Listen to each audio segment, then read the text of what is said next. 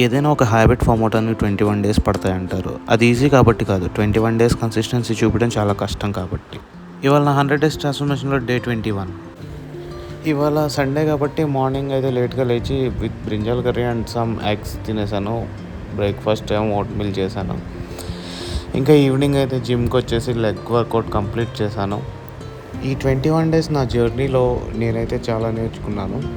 Like food ఎలా cook చేసుకోవాలి, like బయట ఫుడ్ మనం అవాయిడ్ చేసినప్పుడు మన బాడీలో వెయిట్ చేంజెస్ ఎంత ఫాస్ట్గా జరుగుతున్నాయి.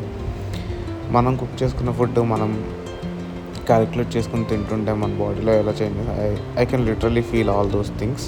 అండ్ నేను నిజంగా చెప్తున్నాను, వెయిట్ లాస్ అయినా అవ్వకపోయినా ఒక ప్రాపర్ డిసిప్లిన్ స్ట్రక్చర్ అయితే బిల్డ్ చేసుకున్నాను. సో ఇది ఒక రకమైన ప్రోగ్రెషన్ అనే మనం చెప్పుకోవచ్చు. ఏదైనా ఒక పర్టికులర్ థింగ్ అది మనం రీచ్ అవుతామో లేదో అది సెకండరీ. బట్ దానికోసం మనం ఎంతైతే ఎఫర్ట్స్ పెట్టామనేదే మ్యాటర్. మనకి ఎండ్ ఆఫ్ ద డే ఒక సాటిస్ఫాక్షన్ ఉండాలి. నేను దీనికోసం జెన్యూన్గా ట్రై చేశాను అని. రిజల్ట్ అనేది ఏదైనా కానీ మన చేతిలో ఉండదు. But end of the day what you try is more important.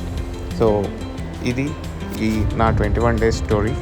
నేను స్టార్ట్ చేసినప్పుడు ఇప్పుడు 16 సబ్స్క్రైబర్స్ అయ్యారు. నేను మిమ్మల్ని ఎంత ఇన్స్పైర్ చేస్తున్నానో తెలియదు, కానీ మీరందరూ ఇన్ని రోజులు నాతో ఉన్నందుకు థ్యాంక్ యూ సో మచ్.